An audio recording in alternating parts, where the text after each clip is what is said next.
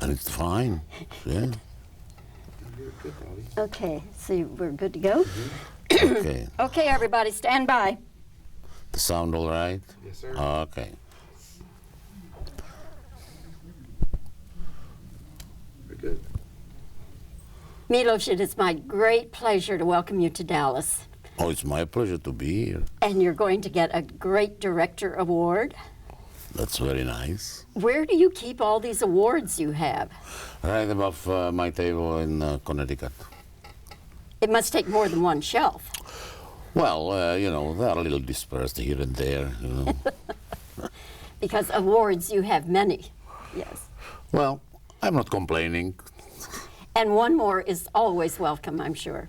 Oh, it's better than the other way around. Yes. You are called Milos, but your real name is Jan Thomas. No. I was christened Milos Tomáš Jan Foreman, but I'm not using the two middle names. Ah, okay. I'm glad to have that. I all these years I've thought Milos was a nickname. Oh no. It's I don't even know. I was told that it's a sort of like a Yugoslavian or, name, but then I was told it's a Greek name. What do I know? Well, it's a nice name, regardless. That's fine. Yes. I very much like your new film, Goya's Ghosts.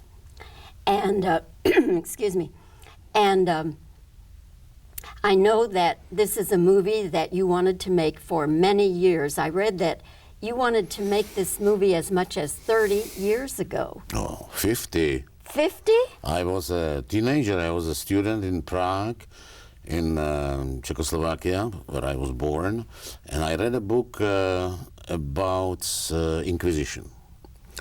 And, idealistic young man, and these horrors of Inquisition, it's just monstrous.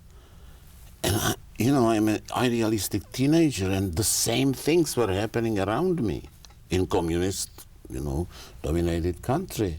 People being arrested without reason, people being accused of crimes they never committed, people confessing to the crimes they never committed, people being executed for them. And communists went even a little further than Inquisition. They even made people ask for death penalty for themselves.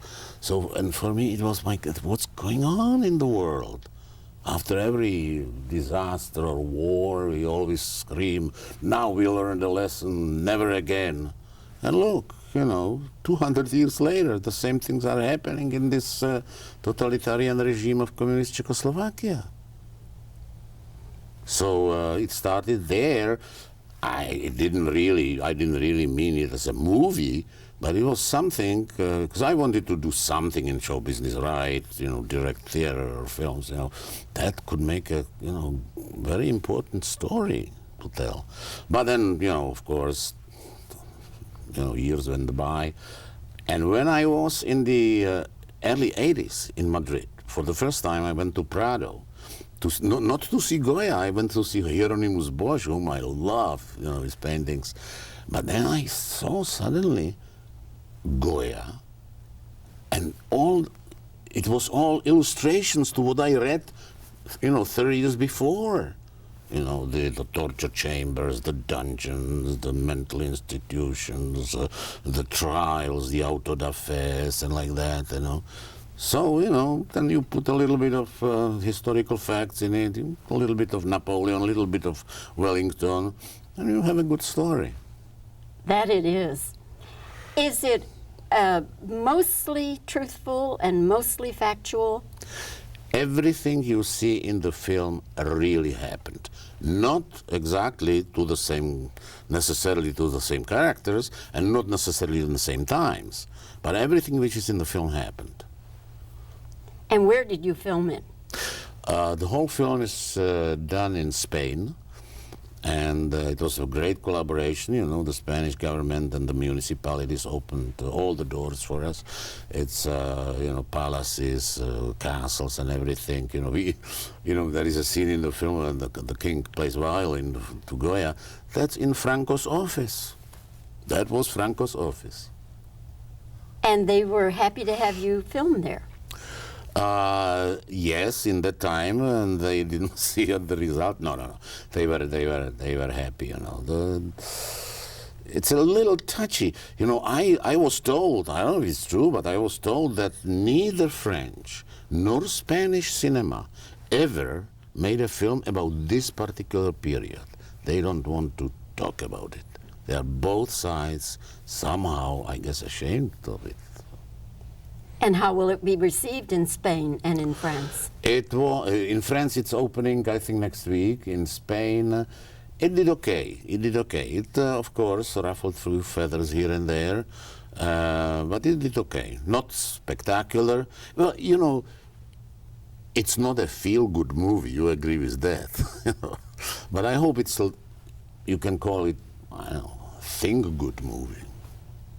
It's a beautiful film, and I found it just fascinating. Just fascinating. Thank you. Let's talk about some of the other films for which you're famous. I must tell you, I am an unabashed fan of Milos Forman films. And in my realm of top 10 films is Amadeus. I love that film. Now, you won an Oscar for Amadeus. You won an Oscar also for directing One Flew Over the Cuckoo's Nest. Do you consider those two films to be your best work?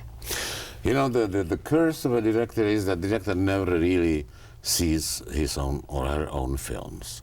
For one simple reason, because, you know, when I see it, I know every moment what's coming next. And some kind, you know, your way to discover the story, watching the movie, is very important for the perception of the film, if it works or not. I don't know, you know. So I can't say, you know,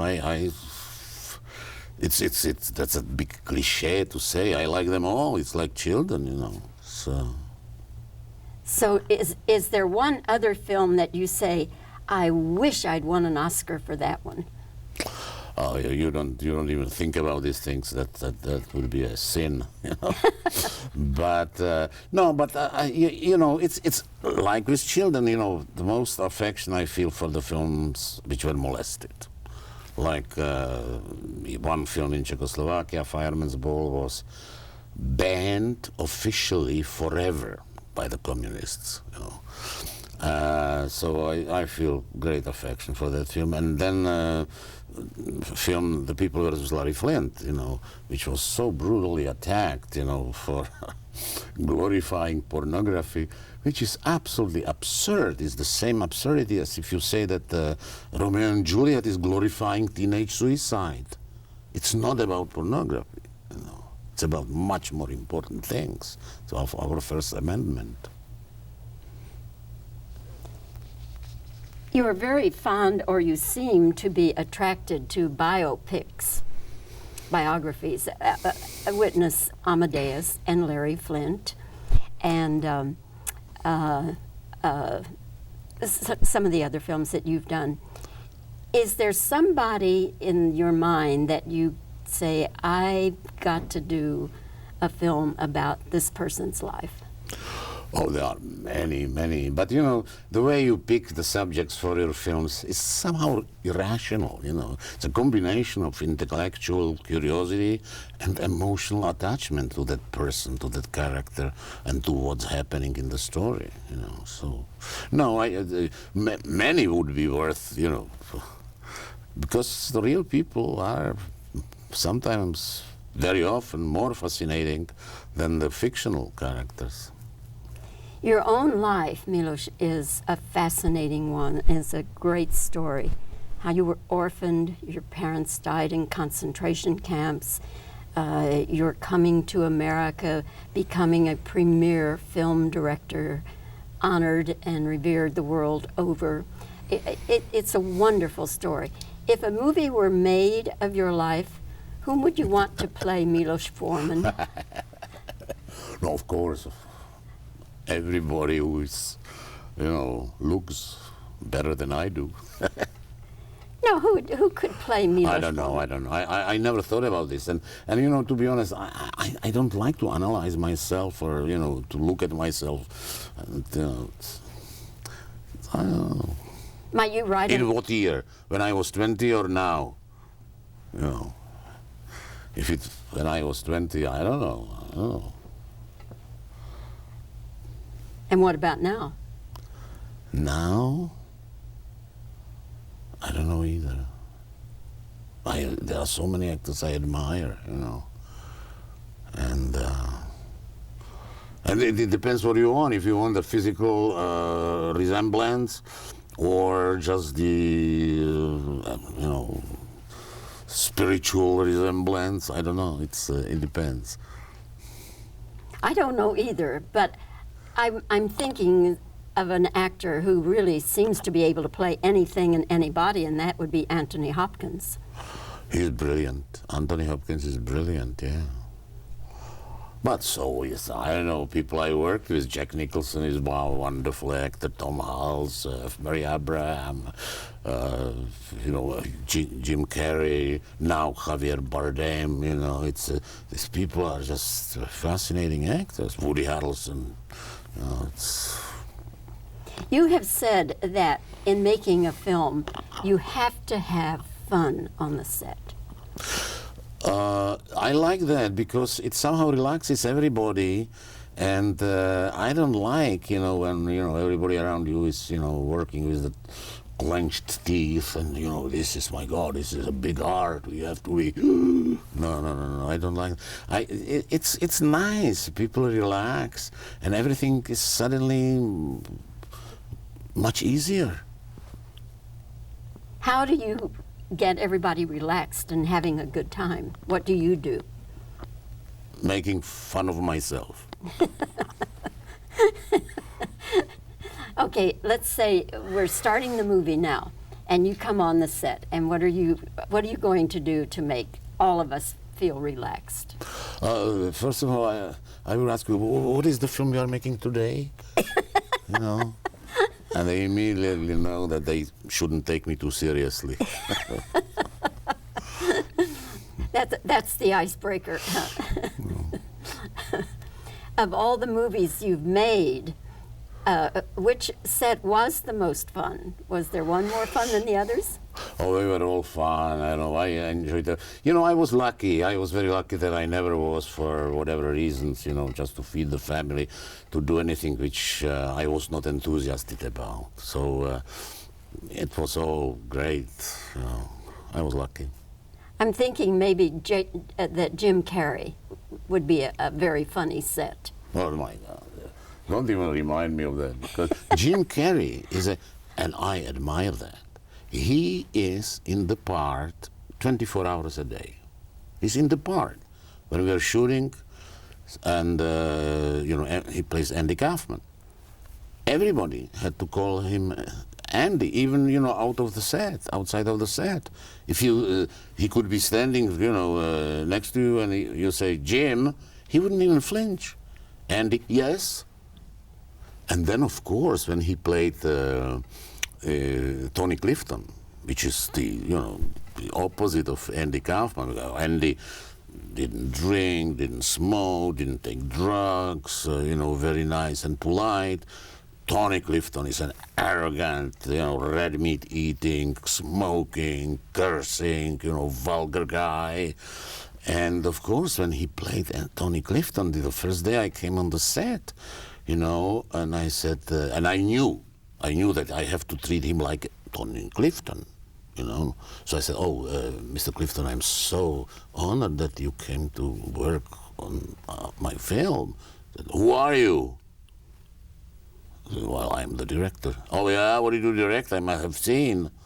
Well, you know, this and this film, Amadeus, One Floor of the Cuckoo's Nest. Never saw it. What else? Oh, well. And, you know, the people, the crew, the intimate crew, you know, knew what's going on. But there were a lot of people around who didn't know, you know, what's going on, how Jim Carrey works. And they were looking like, oh my God, what's going on? So, and he was unbelievable. He was, like, as a Tony Clifton, he went into the commissary of Paramount, because we were shooting some, it was a Universal film, but we were shooting on the lot of Paramount. And he went to the cafeteria, to the commissary, and there was the 3 top presidents of Paramount, and he went to them, oh, hey, boys, how are you? And shook hands with each of them. They were looking at him like this, and left. And then said, because Jim smeared his palm with Limburger cheese. Shook their hands. I think that they didn't go back to the office to meet people. Or he one day he arrived with the car and stopped the car exactly that it totally blocked the entrance of Danny DeVito's trailer. Took the keys out and left. And then he couldn't leave the trailer. So he was a little nightmare, but it worked for him. His performance is fabulous. You see Andy Kaufman, absolutely, that's him. You know. What about James Cagney? What was it like working with him in Ragtime? I'll tell you, what can I tell you? This old man, he was what, 81 or 82 years old when we were shooting. He couldn't walk, sciatica, diabetes, all diseases you have, constantly in pain. And I finished the take on him, you know, I reversed the camera, and I'll tell him, James, you can go now and rest in your trailer, and I will do your lines to the actor, to the other actor. And he said, no, it's better for him if I'll do it. It's better for him if I'll do it. My God, this superstar, over 80 years old. He was an amazing man, James. And never difficult? No, never difficult. He was so disciplined, and no problem at all. Friendly with everybody? Friendly with everybody, very courteous, very polite, very, nice to everybody. Because these great actors like Cagney or Nichols, all of them, they know that if the people around them, the other actors, are good, it will make him look even better. And he did everything so that every actor around him feels good with him, relaxed, and gave the best performance. Have you ever had a temperamental actor or actress? Oh yeah, you do, but you forget about it. How do you handle it? Well, I will not say the names, but it happened twice. I said, well, listen, if you think that this kind of part is coming your way every year, you're very much mistaken. Once or twice in a lifetime. So don't fuck it up. Don't spoil it. And it worked? It worked. Yeah. You didn't have to call agents and all of that? No. Let me check here to be sure. Your next picture is something Amarillo Slim? No, that's a... What is that? That's a typical Hollywood, About, 3, maybe 4 years ago, somebody called me from Hollywood if I would be interested to do Amarillo Slim's film and with Nicolas Cage. And it's an interesting character, Amarillo Slim's. And Nicolas Cage, I love his work. He's a wonderful actor. So I said, oh yeah, I would love to. Just send me the script and then I'll tell you. Till today, I didn't see the script, so... They put it in the press that I'm doing the film, but I never got the script. It's in development hell, is where I guess so. Okay. All right. Hang on just one second, Patrick. Okay. All right. Getting back to Goya's Ghosts, what would you like audiences to know or understand about this movie? Listen, I just would like audience to enjoy it, to like it, what to think about. It's, sometimes there are so many, different, not only, individual stories of the characters, but levels of how to look at the film and interpret it, that I myself sometimes don't know what the film is really about. I don't know who is the main character. Is it Goya? Is it Ines? Is it Brother Lorenzo? I don't know. I'm changing my mind, all the time. I think you like to have a good time. I think you like to enjoy life. Oh yeah, why not? Life is too short to be miserable, or to be made miserable.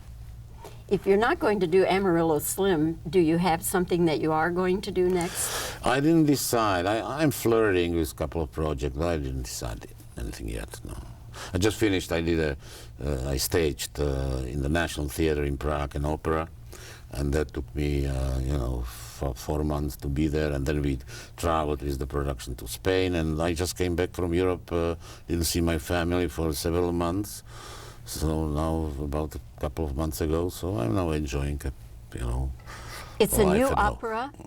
It's a jazz opera, and it's from the 60s, was written in the 60s, and it's not known here because it's a Czech language, and it was originally a little tiny chamber kind of little like a musical, or jazz opera, and was forgotten, and now we revived it on a big scale in the National Theatre,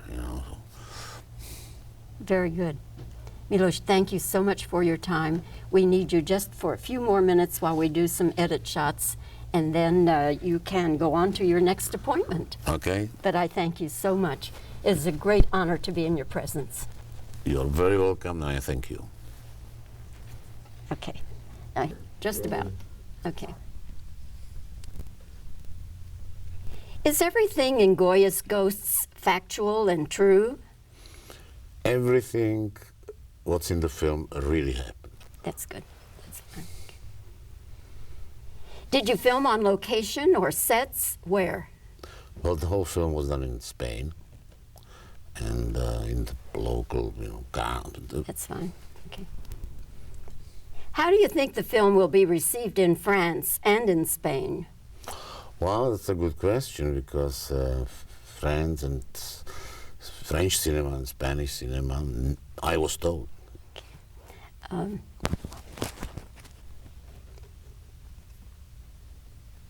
How long have you wanted to make this movie about Goya? Well, not that I wanted to make the film right away when, this kind of subject came to my mind. Okay. Okay.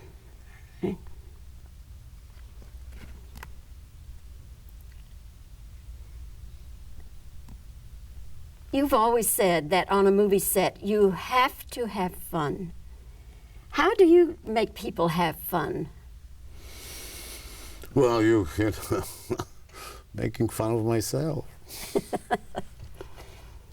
All right, we're a movie set, it's the first day, and you come on the set and you want us all to relax and have fun. What are you going to say to us, first thing? Well, probably I would say, well, what film we are making today.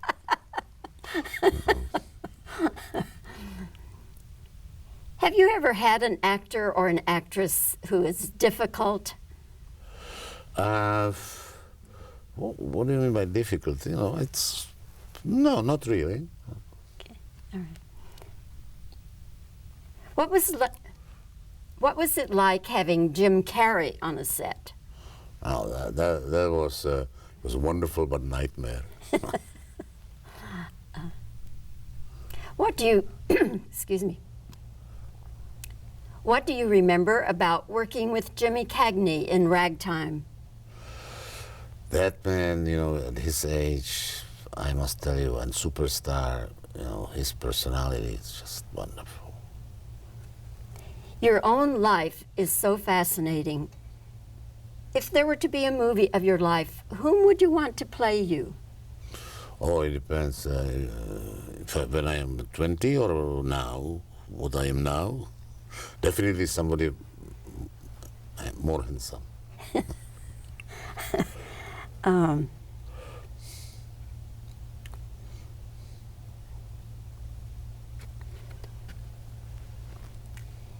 You won Best Director Oscars for One Flew Over the Cuckoo's Nest and for Amadeus. Do you consider those two movies your best work? Well, you know, the problem is that the director never really sees his own movies, so I can't judge them.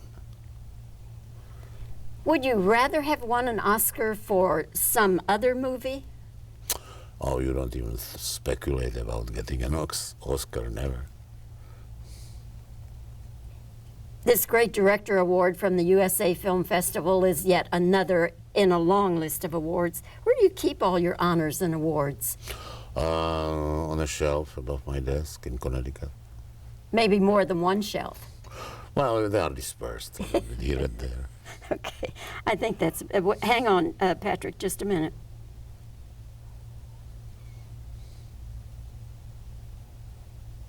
Okay, that'll take care of us. Okay? It's a wrap. Wow, it's a wrap. Oh, great. That was wonderful. So nice to meet you. You know, I must tell you that I am such a fan, and I think I would have just been in a funk if I hadn't been able to do this interview. Because we have interviewed before, but they've always been quick interviews, you know, at the it's junkets. like a blur for me. It is. Well, No, this it's is a much blur more for us. comfortable.